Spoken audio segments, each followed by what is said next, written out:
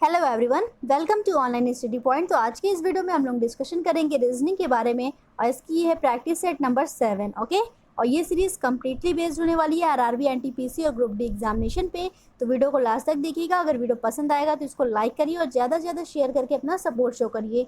और जो भी चैनल पर नए हैं तो जल्दी इस चैनल को सब्सक्राइब करके बेल आइकन को दबाइए, जिससे कि लेटेस्ट वीडियो की इन्फॉर्मेशन आपको तुरंत मिल जाए।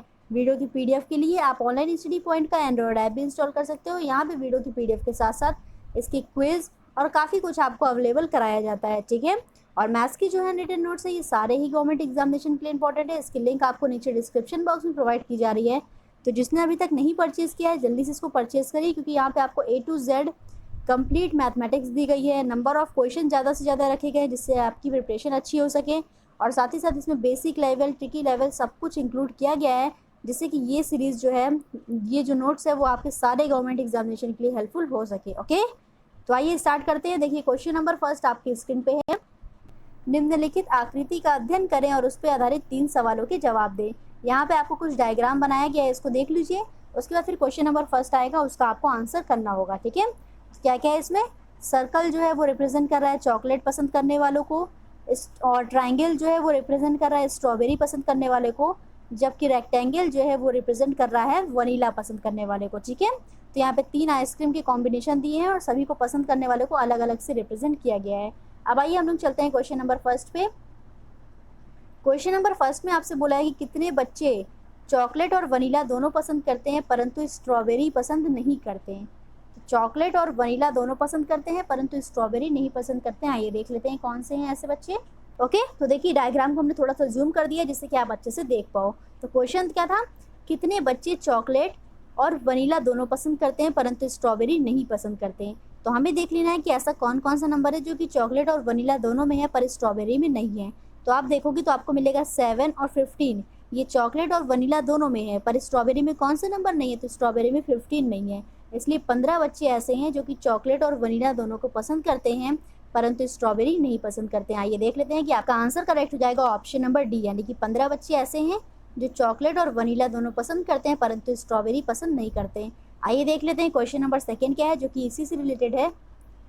क्वेश्चन नंबर सेकंड में आपसे पूछा गया है वनीला पसंद करने वाले और चॉकलेट पसंद करने वाले बच्चों के बीच में अनुपात क्या है। तो आपको जितने बच्चे वनीला पसंद करते हैं उन सबको ऐड करना है और जितने बच्चे चॉकलेट पसंद करते हैं उन सबको ऐड कर लेना है और उसके बीच में फिर क्या करना है? अनुपात निकाल देना है। तो आइए कर लेते हैं इसको भी। तो देखिए इसमें कैसे करना है हमें, सबसे पहले तो आपको स्क्रीन पे जूम करके दिखा दे रहे हैं डायग्राम, जिससे कि आपको अच्छे से क्लियर हो। ओके, अब देखिए आपसे क्या पूछा था, कितने बच्चे वनीला पसंद करते हैं और कितने बच्चे चॉकलेट पसंद करते हैं, उनके बीच में अनुपात क्या है। तो वनीला को किससे रिप्रेजेंट किया गया है? रेक्टेंगल से। तो रेक्टेंगल में जो जो नंबर है उनको ऐड कर लीजिए, तो ये हो जाएगा वनीला का। तो 5 + 7 + 12 + 15 कितना आ जाएगा? 5 + 7 + 12 + 15 करेंगे तो ये आ जाएगा 39। ये हो गया वनीला पसंद करने वालों की संख्या। और चॉकलेट कितने बच्चे पसंद करते हैं इसको भी ऐड कर लीजिए। तो सर्कल में देखिए कौन कौन सा नंबर है। तो सर्कल में आप पाओगे कि नंबर है 7 + 15 + 3 और +30। इन सबको ऐड करेंगे कितना आ जाएगा? तो ये आ जाएगा 55। ओके, इन सबको ऐड करेंगे कितना आ जाएगा? 55 आ जाएगा। तो आपसे क्या पूछा है? रेशियो पूछा है किसके बीच में? वनीला पसंद करने वाले और चॉकलेट पसंद करने वाले। तो आपका रेशियो हो जाएगा 39 / 55। कितना हो जाएगा? 39 / 55 और यही आपका आंसर करेक्ट हो जाएगा। तो आइए देख लेते हैं। तो आपका आंसर करेक्ट हो जाएगा ऑप्शन नंबर डी, यानी कि 39 रेशियो में 55, ठीक है। 39 अनुपात 55 ये क्या था? तो वनीला पसंद करने वाले और चॉकलेट पसंद करने वाले बच्चों के बीच में अनुपात, यानी कि आपके क्वेश्चन नंबर सेकंड का भी आंसर डी करेक्ट होगा। ओके, अब देख लेते हैं क्वेश्चन नंबर थर्ड क्या है। क्वेश्चन नंबर थर्ड में पूछा जा रहा है कितने बच्चे स्ट्रॉबेरी पसंद करते हैं लेकिन वनीला पसंद नहीं करते हैं। तो आइए फिर से देख लेते हैं डायग्राम में कितने बच्चे ऐसे हैं जो स्ट्रॉबेरी पसंद करते हैं परंतु वनीला पसंद नहीं करते हैं। तो क्वेश्चन आपको अच्छे से क्लियर हो गया, कितने बच्चे स्ट्रॉबेरी पसंद करते हैं परंतु वनीला पसंद नहीं करते हैं। तो यानी कि आपको ट्राइंगल में से नंबर जो है वो चूज़ करना है जो कि रेक्टेंगल में नहीं हो, तभी तो आप वनीला को नहीं पसंद करोगे और स्ट्रॉबेरी पसंद करने वाले को सेलेक्ट कर पाओगे, ठीक है। तो देखिए ऐसा कौन सा नंबर है? 4 है और 3 है जो कि रेक्टेंगल में नहीं है। तो यही आपका आंसर करेक्ट हो जाएगा। 4 + 3 विच इज़ इक्वल्स टू 7। तो 7 बच्चे ऐसे हैं जो कि स्ट्रॉबेरी तो पसंद करते हैं परंतु वनीला को पसंद नहीं करते हैं। इसको आपको क्या करना है? सीधे सीधे यहाँ से निकाल देना है, ठीक है। एक ट्रिक से और समझ सकते हैं, देखिए इस वाले को आप पूरा यहाँ से हटा दो स्ट्रॉबेरी में से, तो आपके पास नंबर क्या क्या बचेगा, तो आपके पास नंबर बचेगा 4 और 3, और यही आपका आंसर हो जाएगा। तो 4 + 3 यानी कि 7 बच्चे ऐसे हैं जो कि स्ट्रॉबेरी को पसंद कर रहे हैं परंतु वनीला को पसंद नहीं करते हैं। आइए देख लेते हैं कौन सा ऑप्शन करेक्ट है। ओके, तो इसका भी आंसर आपका डी करेक्ट हो जाएगा, यानी कि 7 बच्चे ऐसे हैं जो कि स्ट्रॉबेरी को पसंद कर रहे हैं परंतु वनीला पसंद नहीं करते हैं। यहाँ तक क्लियर हो गया एकदम अच्छे से। आइए चलते हैं नेक्स्ट क्वेश्चन, क्वेश्चन नंबर 4 पे। जिस प्रकार एलिफेंट ग्रासलैंड से संबंधित है, ठीक उसी प्रकार ऑटर निम्नलिखित में से किससे संबंधित है। तो आपको देखिए एलिफेंट और ग्रासलैंड के बीच में रिलेशन देख लेना है कि किस प्रकार का रिलेशन है। सेम वही प्रकार का रिलेशन आपको ऑटर के लिए देख लेना है कि इन चारों में से किससे होगा। ठीक है, तो आप क्वेश्चन को पढ़ोगे तो ये समझ में आएगा कि जिस प्रकार एलिफेंट का निवास स्थल यानी कि रहने की जगह ग्रासलैंड होती है, ठीक उसी प्रकार से ऑटर का जो निवास स्थल होता है वो होता है वाटर, यानी कि आपका आंसर करेक्ट हो जाएगा ऑप्शन नंबर डी। ओके, जिस प्रकार एलिफेंट का निवास स्थल ग्रासलैंड है, ठीक उसी प्रकार से ऑटर का निवास स्थल वाटर होता है। आइए चलते हैं नेक्स्ट क्वेश्चन, क्वेश्चन नंबर 5 पे। क्वेश्चन नंबर 5 में आपको दिया है कि इनमें से बेमेल का पता लगाएं, यानी कि इसमें से कौन सा ऐसा है जो ऑड वन है। ठीक है, तो आपको इसमें से ऑड वन का पता लगाना है। क्या क्या दिया है, विद्यालय, प्रधान अध्यापक, अध्यापक और छात्रा। ठीक है, तो देखिए इसमें से आप अगर बेमेल का पता लगाओगे तो विद्यालय जो है वो बेमेल हो जाएगा। क्यों, क्योंकि प्रधान अध्यापक, अध्यापक तथा छात्र तीनों ही विद्यालय से संबंधित सजीव भाग हैं। कौन से भाग हैं, ये तीनों ही विद्यालय से संबंधित सजीव भाग होते हैं, परंतु विद्यालय क्या होता है, इन तीनों को धारण करने वाला एक निर्जीव भाग है। ठीक है, तो ये तीनों सजीव हो गए हैं और उसके बाद विद्यालय क्या हो गया, निर्जीव हो गया, तो यही आपका ऑड वन हो गया यानी कि बेमेल हो गया। तो आपके क्वेश्चन नंबर 5 का जो आंसर है वो ऑप्शन नंबर बी करेक्ट हो जाएगा। आइए चलते हैं नेक्स्ट क्वेश्चन, क्वेश्चन नंबर 6 पे। क्वेश्चन नंबर 6 में आपको दिया है निम्नलिखित जानकारी के आधार पर दिए गए 3 प्रश्नों को उत्तर दें। तो जानकारी क्या है, पहले इसको पढ़ के अरेंज कर लेते हैं, फिर आपके सामने 3 क्वेश्चन आएगा इसी से रिलेटेड और आपको आंसर करना है। ठीक है, तो 6 सहयोगी एक वृत्त में केंद्र की ओर मुंह करके बैठे हुए हैं। ए, बी और सी के बीच में बैठा है, डी, ई और एफ के बीच में है और डी और ई एक दूसरे के विपरीत है। इतनी जानकारी आपको दी गई है। तो आइए हम लोग ड्रॉ कर लेते हैं। क्वेश्चन को आपको हम स्क्रीन पे शो कर देते हैं, आपको नेक्स्ट पेज में स्क्रीन पे शो होगा क्योंकि यहाँ पे प्रॉपर स्पेस नहीं है जिससे कि हम बना सकें। ठीक है, तो आइए नेक्स्ट पेज पे चलते हैं।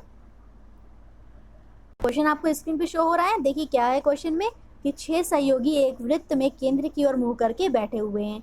तो केंद्र की ओर मुँह करके बैठे हुए हैं यानी कि इसका मतलब क्या है कि सभी की जो फेस है वो टूवर्ड्स द सेंटर है, इसलिए इसका राइट इधर होगा और उसका लेफ्ट क्या होगा, इधर होगा। ठीक है, यानी कि दायां इधर होगा और बायां इधर होगा।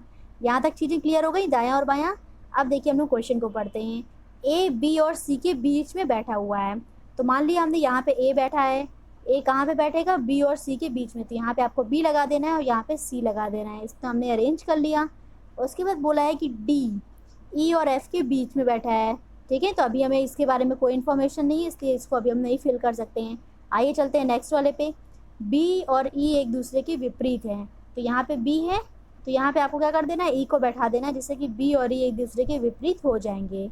ओके, अब देखिए जो हमने स्किप किया था इसको पढ़ लेते हैं। डी, ई और एफ के बीच में बैठा हुआ है, तो यहाँ पे तो डी बैठा दीजिए और यहाँ पे क्या कर दीजिए, तो यहाँ पे एफ को कर दीजिए जिससे कि डी क्या आ जाए, ई और एफ के बीच में बैठ जाए। तो ये रहा आपका अरेंजमेंट, आपको 6 लोगों को बैठाना था और आपने 6 लोगों को प्रॉपर बैठा लिया है। तो क्वेश्चन आप देखिए क्या पूछा है कि डी के सामने कौन बैठा है। डी के सामने देखिए कौन बैठा है, तो डी के सामने ए बैठा है। आपका आंसर करेक्ट हो जाएगा ऑप्शन नंबर बी, यानी कि डी के सामने ए बैठा हुआ है। ओके, आइए चलते हैं नेक्स्ट क्वेश्चन पे। नेक्स्ट क्वेश्चन देखिए क्या है, सी के बिल्कुल दाएं कौन बैठा है। तो आपका डायग्राम क्या था, देखिए ऐसे ही तो था, यहाँ पे ए था, फिर बी था, फिर उसके बाद सी था। तो आपसे पूछा है कि सी के दाएं में कौन बैठा है, तो आपका आंसर करेक्ट हो जाएगा ए। ठीक है, सी के दाएं में कौन बैठा है, तो ए बैठा है, यानी कि ऑप्शन नंबर ए करेक्ट हो गया। आइए चलते हैं नेक्स्ट क्वेश्चन, क्वेश्चन नंबर 8 पे, जो कि इसी से रिलेटेड है। ई के पड़ोसी कौन है। तो आपने जब डायग्राम बनाया था तो उसमें ई यहाँ पे था, उसके बाद डी क्या था, यहाँ पे था, और इधर क्या था, तो इधर सी था। तो ई के पड़ोसी कौन है, तो ये हैं डी और सी, यानी कि आपका आंसर करेक्ट है ऑप्शन नंबर बी। ओके, ई के पड़ोसी कौन है, तो डी और सी जो है वो ई के पड़ोसी हो जाएंगे। होप सो आप लोगों को ये क्वेश्चन बहुत अच्छे से क्लियर हो गया होगा। तो आइए चलते हैं नेक्स्ट क्वेश्चन, क्वेश्चन नंबर 9 पे। यदि गार्डन को 562701 और फॉरेस्ट को 342098 से कोडित किया जाता है तो अरेस्ट का कोड क्या होगा, ये आपसे पूछा है। ठीक है, तो देखिए इस तरह के क्वेश्चन को करने के लिए आपको जिसका कोड पूछा हो सेम उसी अल्फ़ाबेट का इन दोनों का यूज़ करते हुए आपको निकाल लेना है और आपका आंसर आ जाएगा। तो आइए कर लेते हैं क्वेश्चन को। देखिए आपको अरेस्ट का निकालना है, ठीक है। तो सबसे पहले ए का कोड पता करिए क्या है। ए देखिए कहाँ पे है, तो ए गार्डन में है और किस स्थान पे, दूसरे स्थान पे। तो गार्डन के कोड में दूसरे स्थान पे क्या नंबर है, तो ये है 6 नंबर। तो ए का कोड हो गया 6। सेम उसी तरह से आपको देखना है अरेस्ट में आर का क्या है कोड। तो आर देखिए कहाँ कहाँ पे है, आर आपको मिल जाएगा गार्डन में भी और फॉरेस्ट में भी। किस प्लेस पे, तो थर्ड प्लेस पे। तो थर्ड प्लेस पे दोनों के आप कोड देख लीजिए क्या है। तो इसका कोड है 2, ठीक है। तो आर का कोड आपका 2 हो जाएगा और आर 2 बार है इसलिए आर का कोड 2 लिख दीजिए। उसके बाद ई का कोड देख लीजिए। तो ई आपको गार्डन में भी मिल रहा है और फॉरेस्ट में भी मिल रहा है। तो ई का कोड क्या आ रहा है, देखिए ई का कोड आ रहा है 0। तो ई के जगह पे आपको लिख लेना है 0। उसके बाद एस के कोड को देख लीजिए। एस का कोड कहाँ से मिलेगा, फॉरेस्ट से। क्या है, 9 है। तो एस का कोड हो गया 9। उसके बाद टी का कोड देख लीजिए, यह भी आपको फॉरेस्ट से मिलेगा। क्या है, तो 8 है। सबसे लास्ट में टी है और सबसे लास्ट में कोड क्या है, 8 है। तो इसका कोड कंफर्म हो गया। अरेस्ट का क्या आ रहा है, 622098। ये हो गया अरेस्ट का कोड, यानी कि आपका आंसर जो है वो करेक्ट हो जाएगा ऑप्शन नंबर सी। ओके, 622098 ये हो जाएगा अरेस्ट का कोड। आइए चलते हैं नेक्स्ट क्वेश्चन, क्वेश्चन नंबर 10 पे। क्वेश्चन नंबर 10 देखिए आपकी स्क्रीन पे है। क्वेश्चन नंबर 10 को पढ़िए। ए क्यू की बहन है, सी क्यू की माँ है, पी सी का पिता है और ई पी की माँ है। तो आपको बताना है कि क्यू और पी में क्या रिलेशन है, यानी कि क्यू पी की क्या होगी। तो आइए स्टार्ट करते हैं ए से। ए क्यू की बहन है। तो देखिए आपको जब भी हमने बताया कि अगर सिबलिंग्स रहेंगी या फिर बहन भाई का रिलेशन रहेगा तो आपको उसको एक लाइन में ही लिखना है। तो ए क्यू की बहन है तो आपको यहाँ पे कर दिया इस तरह से, ठीक है। और ए क्या है, तो ए फीमेल है इसलिए इसको सर्कल कर दीजिए। क्यू के बारे में हमको कोई इन्फॉर्मेशन नहीं है तो इसको हम अभी कुछ नहीं करते हैं। सी क्यू की माँ है तो यहाँ पे आप सी कर लीजिए। ये भी फीमेल है तो इसको भी आप सर्कल कर दो, ठीक है। उसके बाद पी क्या है, सी के पिता हैं। तो पी सी के पिता हैं, ये मेल है तो इसको आप बॉक्स से कर दो। उसके बाद बोला है कि ई पी की माँ है। तो ई भी क्या है, तो ई पी की माँ है, यानी कि यहीं पे आप कर लीजिए ई पी की माँ है, यानी कि इसको आप सर्कल कर दो, ठीक है। तो सारा अरेंजमेंट एकदम कंफर्म हो गया। अब आपसे देखिए क्या पूछा है, क्यू पी के बीच में कैसा रिलेशन है, यानी कि क्यू जो है वो पी की क्या है। तो जब आपको पी के बारे में इन्फॉर्मेशन, क्यू के बारे में इन्फॉर्मेशन ही नहीं है कि क्यू मेल है या फिर फीमेल है, तो आप पोता या फिर पोती कैसे निर्धारित कर सकते हो, ठीक है। यानी कि यहाँ पे आपका जो आंसर होगा ये इसकी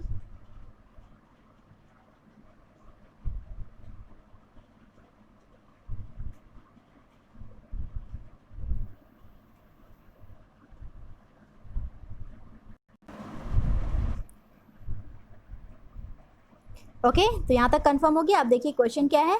क्वेश्चन पूछा गया है कि क्यू पी का क्या है। तो इसके बारे में आपको बताना है कि क्यू और पी के बीच में रिलेशन क्या है। तो देखिए क्यू की माँ है सी और इसके पिता कौन है, पी हैं। तो यानी कि इसके बीच में रिलेशन कैसा होगा। इसी क्वेश्चन में पूछा है कि क्यू और पी के बीच में रिलेशन क्या है, यानी कि क्यू पी की क्या है। तो जब आपको क्यू के बारे में पता ही नहीं है कि वो मेल है या फिर फीमेल है तो हम इसके बारे में कुछ भी कंफर्म नहीं कर सकते कि ये इसका नाता है या फिर नातिन है, ठीक है। तो इसके बारे में कंफर्म नहीं कर सकते। अब देखिए आपको आंसर में पोता पोती दिया है। अगर आपको इसके रिलेशन के बारे मतलब इसके मेल या फीमेल के बारे में पता होता तो आप इसमें से भी आंसर करेक्ट कर सकते थे, ठीक है। क्योंकि ज़रूरी नहीं कि नाता और नातिन भी आपको ऑप्शन में दिया हो, पोता पोती भी दिया होगा तो आपको वही टिक कर देना है और आपका आंसर करेक्ट हो जाता है। परंतु यहाँ पे आपको यही नहीं पता है कि क्यों मेल है या फिर फीमेल है, तो यहाँ पे आपका आंसर करेक्ट हो जाएगा ऑप्शन ए, निर्धारित नहीं किया जा सकता, ठीक है। तो यही आपका आंसर करेक्ट हो जाएगा। आइए चलते हैं नेक्स्ट क्वेश्चन, क्वेश्चन नंबर 11 पे। यदि P दर्शाता है एडिशन को, Q दर्शाता है सब्ट्रैक्शन को, R दर्शाता है गुणे यानी कि मल्टीप्लिकेशन को और S दर्शाता है डिवीज़न को, तो आपसे पूछा गया है इसका मान क्या होगा, ठीक है। तो इस तरह के क्वेश्चन में आपको सिंपली वही करना होता है जो P, Q, R और S दर्शाते हैं वही आपको इसमें रख देना होता है। तो देखिए 10 है, फिर 10 के बाद है Q, Q क्या दर्शा रहा है, माइनस को, तो हमने लिख लिया। उसके बाद 5 नंबर है, 5 के बाद है R, आर दर्शा रहा है मल्टीप्लिकेशन को, ये भी लिख लिया। फिर उसके बाद है 27 और उसके बाद क्या है एस है, तो एस का मतलब हो गया डिवीज़न, तो हमने यहाँ पे ये भी लगा दिया। फिर है 9, उसके बाद है पी यानी कि एडिशन, फिर उसके बाद है 10, ठीक है। तो आपको बॉड मास लगाना है और बॉड मास के अकॉर्डिंग सॉल्व कर लेना है। तो बॉड मास के अकॉर्डिंग सबसे पहले क्या करना होता है, डिवाइड करना होता है। तो इसको आप सॉल्व कर लो सबसे पहले, ठीक है। 27 को डिवाइड करो 9 से, कितने बार में जाएगा, तो 9 3 हो जाएगा 27। बस यहाँ पे देखिए क्या आ गया, 10 - 5 इंटू में 3 और प्लस 10, तो 5 इंटू 3 क्या हो जाएगा, तो ये हो जाएगा 15। तो 10 - 15 प्लस 10 10 + 10 कितना हो गया 20, 20 में से 15 गया, कितना बचेगा 5 बचेगा। तो आपका आंसर करेक्ट हो जाएगा ऑप्शन नंबर सी, यानी कि इसका आंसर हो जाएगा 5। ओके, आइए चलते हैं नेक्स्ट क्वेश्चन, क्वेश्चन नंबर 12 पे। निम्नलिखित में प्रश्न चिन्ह के स्थान पे क्या भरा जाएगा। ये रहा क्वेश्चन मार्क और इसके स्थान पे क्या भरा जाएगा ये आपसे पूछा जा रहा है। ठीक है, तो ये क्वेश्चन देखिए कल की वीडियो में हमने ऑलरेडी करा दिया था, ये क्वेश्चन रिपीट हो गया है, तो इसको एक बार आप फिर से देख लीजिए जिसने भी अभी तक इस क्वेश्चन को नहीं देखा है। तो देखिए यहाँ पे आपको प्रश्न चिन्ह के स्थान पे भरना है, तो इसको भरने से पहले हमें चेक करना है कि इसके ऊपर और इसके नीचे किस तरह से भरा गया है। तो आप लोगों को मिलेगा कि ए के बाद आ रहा है डी और डी के बाद आ रहा है जी, यानी कि दो का गैप किया जा रहा है। ठीक है, ए के बाद बी और सी को गैप करेंगे तो डी आएगा, उसी तरह से डी के बाद ई और एफ का गैप करेंगे तो जी आएगा। सेम उसी तरह से आपको इसमें भी फिल कर लेना है। ठीक है, तो आइए फिल कर लेते हैं। जे के बाद आप के और एल का गैप करोगे तो एम आएगा, तो जे के बाद 2 गैप करने के बाद आपका एम आ रहा है, तो यहाँ पे आपका एम भरा जाएगा। ठीक है, तो इतना आपको कंफर्म हो गया कि यहाँ पे क्वेश्चन मार्क की जगह पे एम फिल होगा। अब आपको देखिए ऑप्शन में एक ही एम दिया है, इसलिए आपका आंसर सी करेक्ट हो जाएगा। पर मान लीजिए आपको 2 एम दिए होते हैं, जैसे कि यहाँ पे M11 दिया होता, M13 दिया होता, तो आपका कौन सा आंसर करेक्ट होगा ये आपसे फिर पूछा जाएगा। ठीक है, तो आपको नंबरिंग भी फिर निकालनी पड़ती, तो नंबरिंग देखिए कैसे निकाली जा रही है। यहाँ पे है 7 नंबर और यहाँ पे है 11 नंबर, तो आपको क्या करना है 7 और 11 को ऐड करना है और 2 से डिवाइड कर देना है। तो 7 और 11 ऐड होगा कितना आएगा 18 आएगा, और इसको 2 से डिवाइड कर दीजिए तो आ रहा है 9, और 9 देखिए नंबर बीच वाले में भरा जा रहा है, तो यानी कि आपको ऐसे ही ट्रिक अप्लाई कर लेनी है। ठीक है, उसके बाद सेकंड वाले में देख लेते हैं कैसे करना है। देखिए सेकंड वाले में 9 नंबर है और 13 नंबर है, तो 9 और 13 को ऐड करिए और 2 से डिवाइड करिए। 9 और 13 कितना हो जाएगा 22, डिवाइडेड बाय 2 कर लेंगे तो आपका आ जाएगा 11, यानी कि इसका आंसर करेक्ट हो जाएगा M11, जो कि है option number C correct. Okay, आइए चलते हैं नेक्स्ट क्वेश्चन, क्वेश्चन नंबर 13 पे है। यदि year is equals to 24, I is equals to 35 है, तो लेग इज इक्वल्स टू कितना होगा ये आपसे पूछा जा रहा है। तो इस तरह का क्वेश्चन देखिए कैसे किया जाता है। ईयर लिखा हुआ है और ईयर की जगह पे आपको दिया गया है कितना, तो ये दिया है 24। तो आपको ये पता होना चाहिए कि अल्फ़ाबेट में ई की वैल्यू क्या होती है, ए की वैल्यू क्या होती है और आर की वैल्यू क्या होती है, यानी कि ये किस स्थान पे आते हैं। जिस जिस स्थान पे आते हैं आपको वही नंबर लिखना है, उन सबको ऐड कर देना है। तो ई किस प्लेस पे आता है, ई आता है 5वें नंबर पे। ए किस नंबर पे आता है, ए आता है पहले नंबर पे। और आर किस नंबर पे आता है, तो आर आता है 18th नंबर पे। ओके, इन्हीं सबको आप ऐड कर दो, तो 5 + 1 6 और 6 + 1 18 कितना हो जाएगा, तो हो जाएगा 24 के बराबर। आइए देख लेते हैं क्या इसी प्रकार से आई का भी कोड आ रहा है। अगर इसी प्रकार से आई का भी कोड आएगा तो आपको एल का भी उसी प्रकार से निकाल देना है, लेग का भी उसी प्रकार से निकाल देना है। ठीक है, तो देखिए आई का कैसे आ रहा है, ई वाई ई। ई का हमने अभी आपको बताया 5 होता है, तो यहाँ पे 5 लिख लीजिए। और उसके बाद वाई का कितना होता है, तो वाई का होता है 25। ठीक है, टोटल अल्फ़ाबेट कितने होते हैं 26 होते हैं, तो वाई क्या है सबसे लास्ट, सेकंड लास्ट है, तो इसका क्या हो गया 25 हो गया। तो इन सबको आपको ऐड कर देना है, कितना हो जाएगा देखिए 35 आ रहा है। 5 + 25 कितना हो गया 30 हो गया, 30 + 5 35 हो गया। तो इसका भी इसी तरह से आ रहा है, तो आपको लेग का भी कोड इसी तरह से निकाल लेना है और आपका आंसर आ जाएगा। ठीक है, तो आइए हम लोग लेग का निकाल लेते हैं। तो देखिए एल का कोड क्या होता है, यानी कि ये किस स्थान पे आता है, तो ये आता है 12वें स्थान पे। उसके बाद ई किस स्थान पे है, तो ई 5वें स्थान पे है। और उसके बाद जी किस स्थान पे है, तो जी होता है 7वें स्थान पे। तो आप इन सबको ऐड कर लो, 12 + 5 कितना हो गया 17, और 17 + 7 कितना हो जाएगा, तो ये हो जाएगा 24, यानी कि 24 जो है वो आपका आंसर करेक्ट हो जाएगा। तो लेग इज इक्वल्स टू कितना हो जाएगा 24, यानी कि आपका आंसर नंबर सी करेक्ट हो जाएगा। ओके, आइए चलते हैं नेक्स्ट क्वेश्चन, क्वेश्चन नंबर 14 पे। क्वेश्चन नंबर 14 में देखिए आपको कुछ कथन दिए गए हैं, उसके अकॉर्डिंग फिर निष्कर्ष दिया है। तो पहले कथन को हम लोग ड्रॉ कर लेते हैं, फिर निष्कर्ष में देखते हैं कि कौन सा करेक्ट है कौन सा नहीं करेक्ट है। तो इसमें बोला है कि सभी ताले पुस्तक हैं। ठीक है, सभी ताले क्या हैं, तो सभी ताले पुस्तक हैं, ये हो गया ताले का और ये हो गया पुस्तक का। और बोला है कि कोई पुस्तक रंगीन नहीं है, तो ये हो जाएगा रंगीन का। ठीक है, क्योंकि इन दोनों में के बीच में कोई रिलेशन नहीं है, तो आपको रंगीन ऐसे कर देना है। अब देखिए निष्कर्ष को हम लोग देख लेते हैं। निष्कर्ष में बोला है कि कुछ ताले रंगीन हैं। जब इन दोनों के बीच में कोई रिलेशन ही नहीं है कि तो कुछ ताले रंगीन कैसे हो सकते हैं, तो आपका ये निष्कर्ष गलत हो जाएगा। उसके बाद बोला है कि कोई ताला रंगीन नहीं है, तो आपका यही आंसर जो है वो करेक्ट हो जाएगा कि कोई ताला रंगीन नहीं है। तो इसका आंसर करेक्ट होगा ऑप्शन बी, यानी कि केवल निष्कर्ष 2 अनुसरण करता है। ठीक है, केवल निष्कर्ष 2 क्या कर रहा है, तो केवल निष्कर्ष 2 पालन कर रहा है, इसलिए आपका आंसर बी करेक्ट हो जाएगा। आइए चलते हैं नेक्स्ट क्वेश्चन, जो कि आज का लास्ट है, क्वेश्चन नंबर 15 को देखिए। क्वेश्चन नंबर 15 क्या है, TUSQRP क्वेश्चन मार्क KLJHIG। तो आपको इन सब के अकॉर्डिंग ऐसा अरेंज करना है कि आप क्वेश्चन मार्क को फिल कर सको। तो देखिए सबसे पहले क्या दिया है, TUS दिया हुआ है। तो इससे आपको समझ में आ रहा है कि ये किस प्रकार से बनाया गया है TUS। देखिए आपको इस तरह से बनाया गया है STU ऐसे। थर्ड लास्ट नंबर है, लास्ट नंबर के बाद फर्स्ट आ रहा है, यानी कि S के बाद T आता है। तो S के बाद T को डायरेक्ट ना लिख करके आपको पहले स्थान पे लिख दिया, S के बाद T, फिर T के बाद क्या आता है, U आता है, तो इसको बीच में लिख दिया, ठीक है। तो इस तरह की सीरीज चलाई जा रही है। आइए हम लोग चेक कर लेते हैं क्या सब में यही अप्लाई हो रहा है। तो देखिए QRP को कैसे लिखा गया है, सेम उसी प्रकार से P के बाद Q, Q के बाद R। उसी प्रकार से देखिए KLJ को भी लिखा गया है, J के बाद K के बाद L, ठीक है। तो आपको इसी तरह से लिख लेना है। अब देखिए यहाँ पे आपको ऑप्शन में क्या दिया है, MNO, 3 नंबर दिए हैं, MN और O। तो आपको इसी प्रकार से अरेंज करना है, M पहले, फिर उसके बाद N यहाँ पे, फिर उसके बाद O यहाँ पे बीच में भर देना है। तो आपका हो जाएगा M के बाद N, फिर N के बाद O, यानी कि आपका आंसर जो है वो करेक्ट हो जाएगा ऑप्शन नंबर C। ओके, तो होप सो आप लोगों को ये क्वेश्चन बहुत अच्छे से समझ में आ गया होगा।